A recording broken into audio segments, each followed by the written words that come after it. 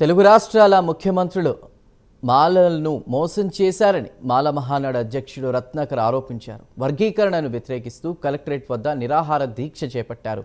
మాల సామాజిక వర్గ రాజకీయ నాయకులు కేసులకు భయపడి బయటకు రావట్లేదని, ఇక నుంచి మాల సామాజిక వర్గం అంటే ఏంటో ప్రభుత్వాలకి చూపిస్తామని హెచ్చరించారు. ఉన్నటువంటి మాల సోదరులారా, మన సామాజిక వర్గం చచ్చిపోయిందని మిగతా రాజకీయ పార్టీలు మిగతా వర్గాలన్నీ అనుకుంటా ఉన్నాయి. ఎస్సీ వర్గీకరణ ముసుగులో మన తెలుగు రాష్ట్రాల ముఖ్యమంత్రులైనటువంటి గురు శిష్యులు అపూర్వ సహోదరులు చంద్రబాబు నాయుడు, రేవంత్ రెడ్డి కుట్ర పన్ని మాలను తొక్కేస్తా ఉన్నారు. అలాగే మాల సామాజిక వర్గానికి చెందినటువంటి అన్ని రాజకీయ పార్టీలు ఉన్నటువంటి ప్రజాప్రతినిధులు అందరూ కూడా చిల్లర కోసం, పదవుల కోసం కక్కుర్తిపడి సైలెంట్ అయిపోయారు.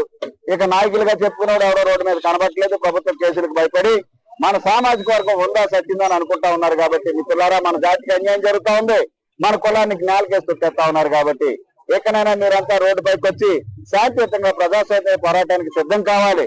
ఇదిగో ఈ రోజు కాకినాడ నుంచి మేము మరి ఒక నిరాహార దీక్షతో, ఒక రోజు నిరాహార దీక్షతో ప్రారంభించాం. మనమంతా కూడా తెలుగు రాష్ట్రాల్లో ఉన్నటువంటి మాల సోదరులారా, మన సామాజిక వర్గం చచ్చిపోయింది.